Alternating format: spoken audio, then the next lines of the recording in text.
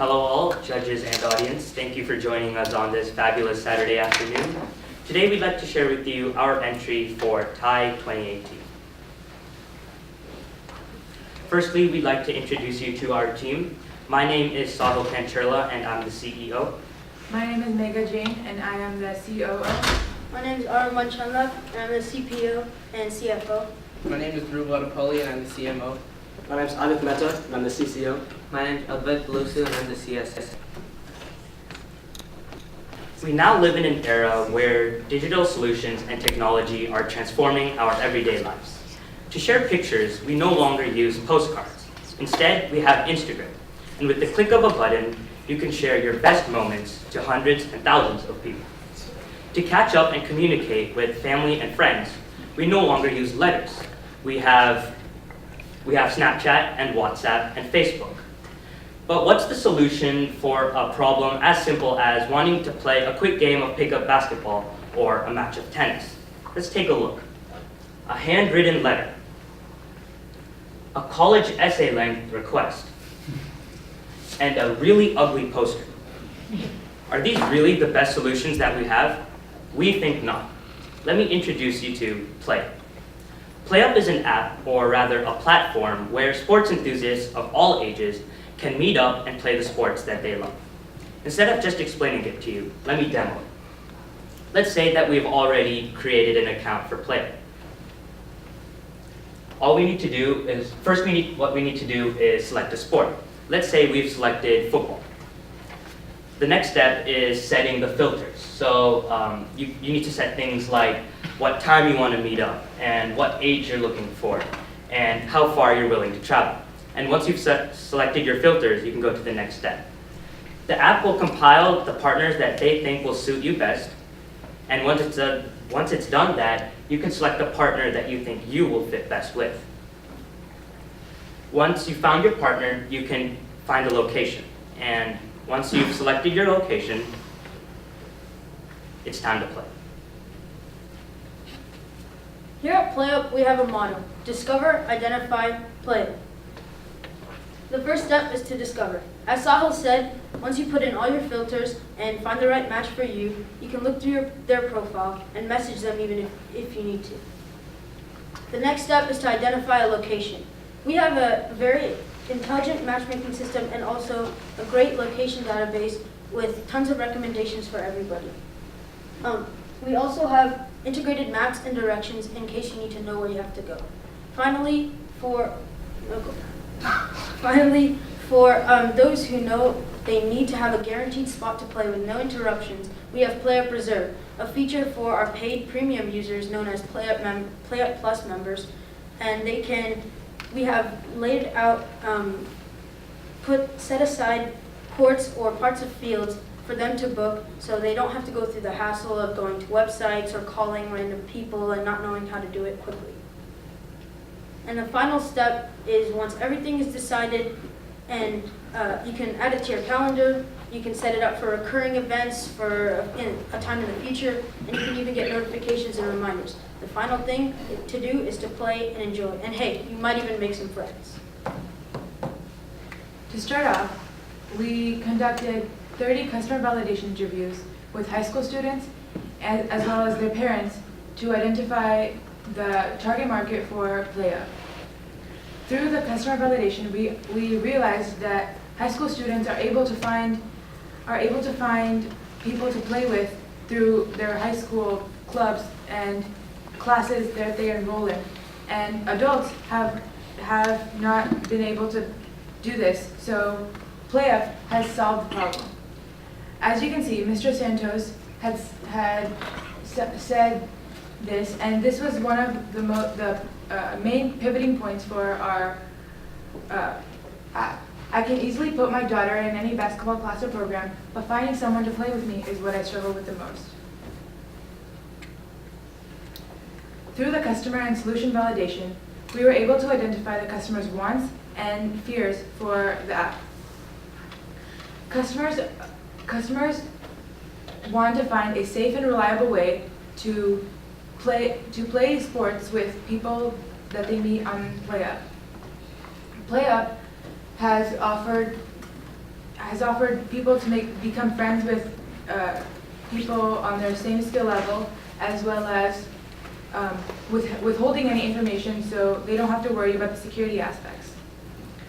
Customers also have a fear of dangerous people that they might encounter, as well as any hard to navigate fields on the app. So PlayUp has avoided any of that and has provided easy communication and safety through blockchain identity systems. The US population for our addressable market is around 120 million people, and around 54% of that is involved in recreational sports and activities.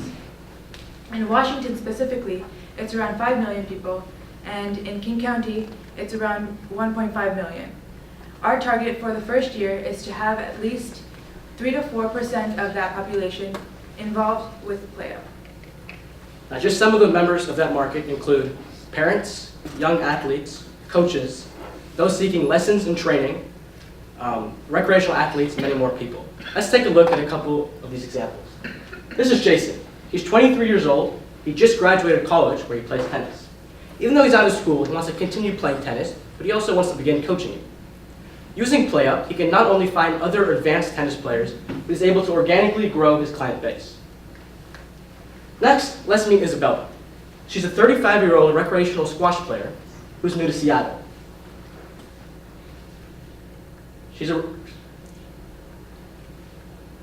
Using PlayUp, she's able to find other recreational squash players, in addition to mentioning her interest as being social, which allows her to meet new people and make friends.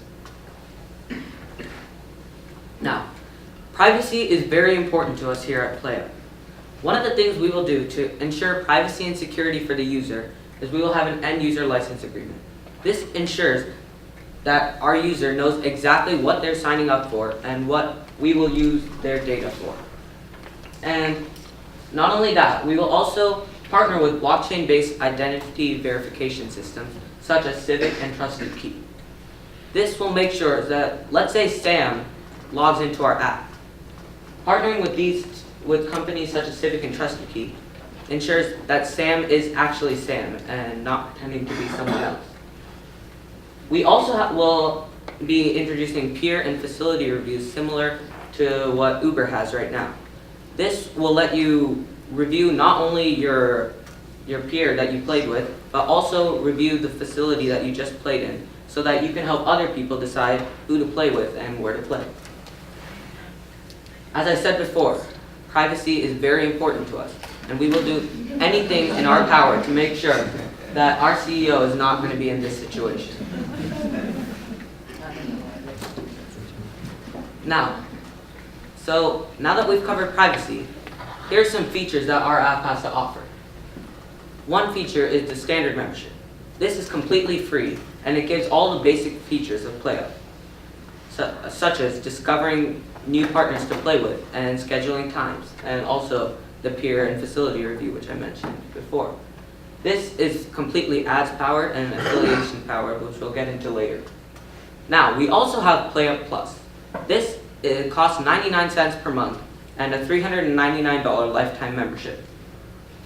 This not only has everything in the standard membership, but it also has 2 boosts per week. Now, boosts are something that we provide where you and your request will show up at the top of other people's recommended players list, so then it'll be easier for you to find and make a match. We also give access to PlayUp Reserved, as we mentioned earlier, and we give you access to private offers, such as private coaching, which could be free or discounted, and also shopping offers based on your interests. As Advait just talked about the SKUs, we have to address the go-to-market. So we intend to distribute our app to the App Store and also the Google Play Store. And as Advait also talked about offers, features, coaching, and such, we intend to partner with clubs such as the YMCA Club, the Pro Sports Club, Bellevue Golf Course, Seattle Badminton Club, Redmond Tennis Club, and many more. This will ensure that PlayUp Reserve is fulfilled. Finally, with the help of our affiliates such as Dick's Sporting Goods, Big Five Sporting Goods, Sturdivant's Pro Golf, and many more sporting brands, we plan to get our app advertised and also having their products being advertised on PlayUp. And this will ensure that our audience of sports athletes will be aware that there is a new and easier idea to find people to play with. Now let's talk about some of the numbers. We did a 3-year projection model for PlayUp. And at the end of the first year, we projected about 5,000 customers. This came from a 10% increase per month in customers. At the end of the third year, we got all the way to close to 100,000 customers. This also led to, with all the things we had going in to gain customers, we had a net profit loss in the first year of $286,000 and followed by $400,000 in the next year. This was highly contributed to by the cost of development and investments in cloud infrastructure and machine learning, and also the customer acquisition costs. But in the third year, we projected to go profitable by, we received $200,000 in profit. This is mostly contributed to by multiple things. First, the decreased customer acquisition cost, which started at close to $2 in the first year and went all the way down to close to 19 cents in the third year. And it was also contributed to by the ad revenue that we would bring in from the increase in new customers, which starts at 33 cents per customer per month and would go all the way up to 50 cents per customer per month in the third year. Finally, we have a projected 22% of our customer base would be subscribed to PlayUp Plus, which would be the last part of contributing to our profit. All right, now let's talk a bit about our competition. So to effectively convey that we are the most superior app in the market, we created this table. So unlike many of our competitors, PlayUp checks every single box, including some boxes such as cost, locations provided, and in-app direct messaging. We are also excited to present to you today PlayUp for All. PlayUp for All is a program that is relatively new, but has the intention of making sure that underprivileged kids get the same facilities and coaching as all of us privileged members of society. PlayUp for All will take a cent percentage of our revenue. Will use a cent percentage of our revenue, and we'll make sure that everybody gets equal importance in the sporting world.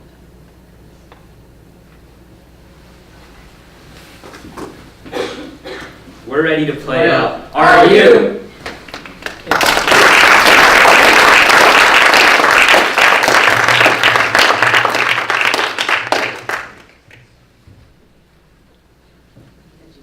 Yes. Yeah, I think well presented, first of all. Very similar to what we told the first team. I think the thing that we're all very impressed at a very young age, you get an opportunity to work with a person who taught you so much about a business, where when I look at how you guys went about presenting with a very clear-cut definition of what an unmet need is, what your solution is going to be to customer acquisition, to business model.